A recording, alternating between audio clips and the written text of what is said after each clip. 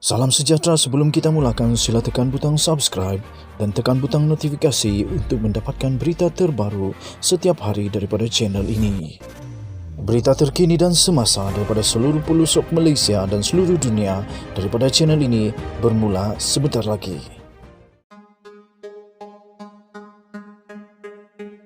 Selamat petang, kita teruskan berita terkini. Beberapa jam yang lepas kita telah dikabarkan bahawa Anwar Ibrahim dan ahli parlimen yang lain di dalam Parti Pembangkang telah membuat dan berhajat untuk menghantar surat kepada Seri Paduka Baginda yang di Pertuan Agong.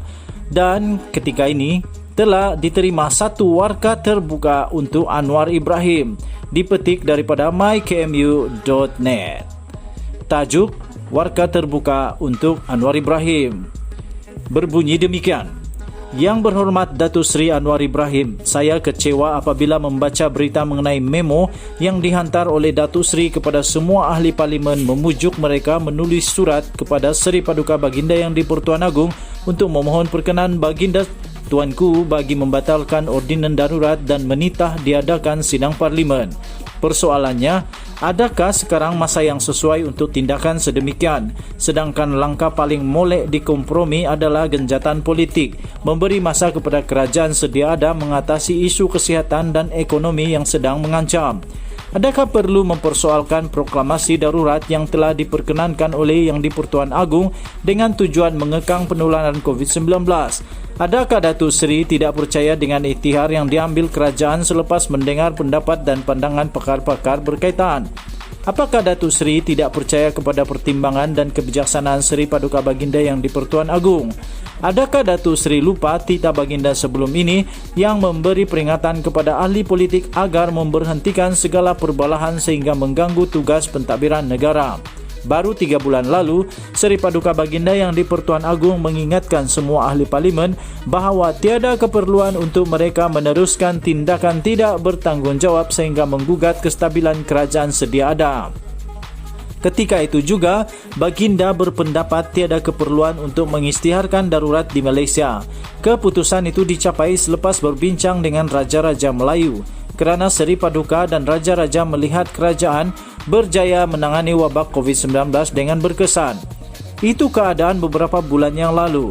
Berbeza dengan sekarang apabila gelombang ketiga pandemik menyerang.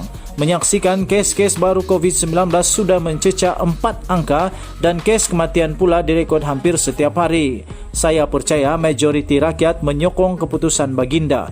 Begitu juga dengan parti-parti politik utama. Pemimpin dan bekas pemimpin UMNO misalnya tidak pun menentang, cuma berpesan agar pelaksanaan darurat tidak disalahgunakan. Sebab itu saya mahu bertanya kepada Datuk Seri, mengapa perlu diajak semua ahli parlimen untuk mengutus warka kepada Seri Paduka Baginda yang di Pertuan Agong bagi memohon darurat dibatalkan dan sidang parlimen diadakan sebelum 31 Januari ini? Saya tak mahu menelah, tapi mungkin ada yang melihat tindakan Datuk Seri itu seperti mahu mengaibkan Seri Paduka. Mungkin juga ada yang menganggap ia cubaan untuk melagakan rakyat dengan istana. Perlukah diulangi sejarah 4 tahun lalu ketika Datuk Seri sering mempersoalkan kewibawaan Sultan Selangor dan institusi raja dalam menyelesaikan kemelut perlantikan Menteri Besar, sehingga darjah kebesaran dikurniakan Istana Selangor kepada Datuk Seri ditarik balik? Adakah tindakan terbaru tatkala negara sedang berdepan krisis ini kerana mahu merebut kuasa walaupun skripnya berbeza dengan cubaan Datuk Seri menghadap Yang di Pertuan Agong pada Oktober yang lalu? Mendakwa mendapat cukup sokongan ahli Dewan Rakyat, tetapi sekadar mengemukakan jumlah tanpa senarai nama mereka untuk mengukuhkan dakwaan itu. Adakah Datuk Seri mahu membuktikan sesuatu kepada pihak yang melihat segala usaha Datuk Seri mahu mengisi kerusi Perdana Menteri selama ini sekadar omongan yang tidak pernah bertukar menjadi realiti? Tiada siapa boleh mengharang Datuk Seri daripada terus mencuba. Namun harapan saya tidak perlulah diganggu kerajaan sedia ada yang tidaklah seteruk mana. Biarlah kerajaan Melayu ini terus mentadbir, menjaga nasib dan kepentingan bangsa serta negara buat sementara sehingga pilihan raya umum tiba. MG ditulis oleh Syed Noh Syed Hussain daripada Batu Pahat. Sekian, kita bertemu lagi pada berita akan datang. Selamat petang Malaysia. Bye-bye.